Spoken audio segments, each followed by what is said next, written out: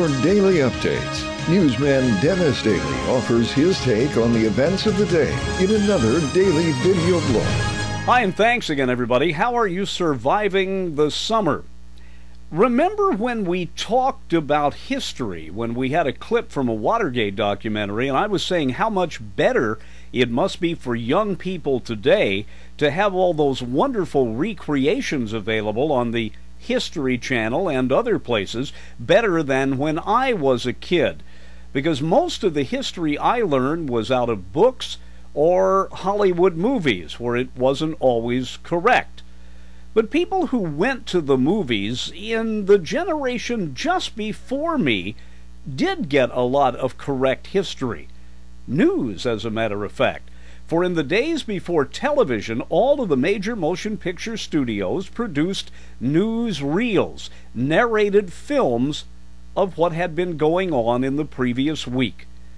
It was on this weekend in 1945 that World War II came to an end, and the newsreels covered it in a fantastic way. Here's a clip, and the narrator is Ben Grauer. The day of days for America and her allies. Crowds before the White House await the announcement from the President that the Japs have surrendered unconditionally. I have received this afternoon a message from the Japanese government in reply to the message forwarded to that government by the Secretary of State on August 11th. In the reply, there is no qualification. Reporters rush out to relay the news to an anxious world and touch off celebrations throughout the country. Washington is jubilant, and in Chicago, more than 1 million sing and dance in the streets in the biggest celebration the Windy City has ever seen. Joy is unconfined. It was 4 o'clock Pacific time in San Francisco when the announcement came, and people were quick to leave their offices for an impromptu, spontaneous celebration. But it was in that city's Chinatown where Victory Day was the most joyous. Firecrackers that had been hoarded for years are set off in a triumphant roar.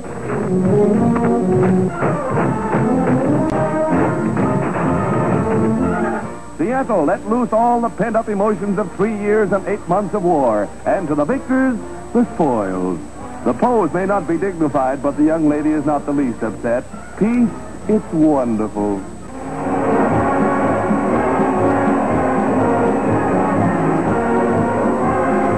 Far into the night, the happy crowd screamed their relief at the end of the greatest war in history. From early Tuesday morning, the celebration went on for 24 hours. New York never celebrated like this before, but never did they have a better reason.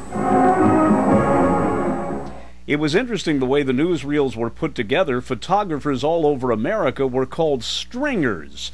And if they had a clip of something exciting, they would call the home office in New York or wherever it was and say, "How would you like a clip of an explosion I have?"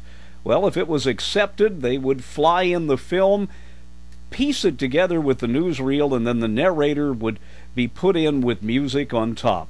Pre-television, the era of the newsreels, on this anniversary of VJ Day.